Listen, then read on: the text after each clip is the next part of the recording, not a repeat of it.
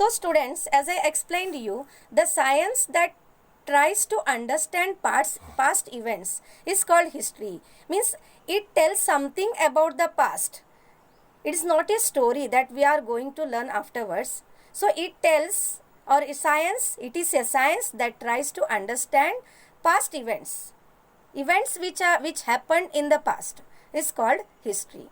So now topic 2 here, the scientific method of history.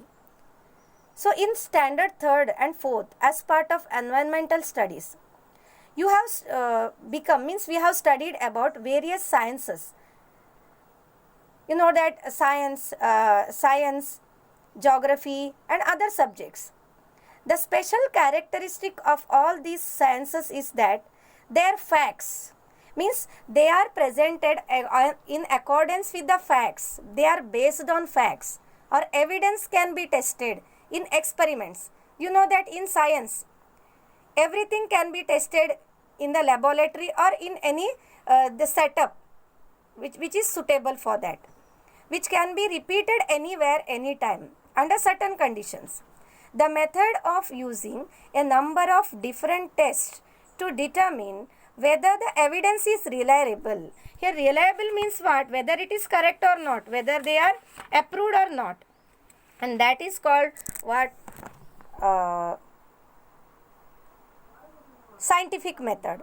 That means in scientific method, we test that method. It is a method of using different tests. Different tests are used here to determine whether the evidence, that means proof, is reliable, which can be believable or proper or not. Okay.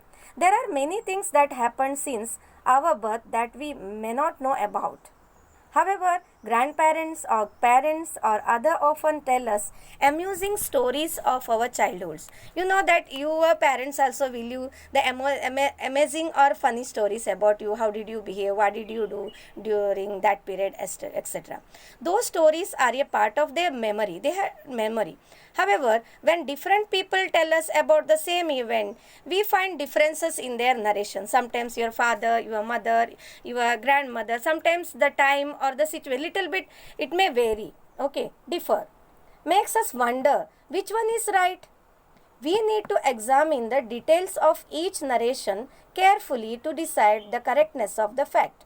We have to ask father, mother, then grandparents, then we can decide it.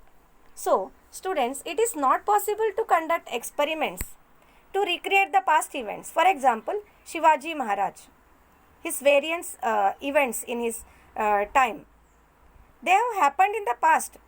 You can't bring back Shivaji, or those past events cannot be recreated. Therefore, the method of presenting history is different from that of other sciences. There is difference between history and other sciences. In the science, we can conduct experiment anytime, but history it is not possible. Even so, history uses scientific method. Then don't think that nothing is there, just we collect the facts or collect the things and present in the form of a book. It doesn't like that. Even so, history uses the scientific method at every stage. Namely, while looking for means what? Searching or collecting evidence. Collecting evidence means what? Proof. Examining the evidence, and while putting it together. When required, help is also taken from other sciences. That's why history is considered to be a scientific discipline. So, why do we consider history is a scientific discipline? Because history uses scientific method at every stage. That means while looking for or collecting evidence, while examining the evidence, and in putting together. That's why history is considered to be a scientific discipline. History is not written solely on the basis of imagination. Imagination means what we think in our mind and I write as it is, as we like story. History is not a story, student. History is based on fact. Fact means what? Something established as truth.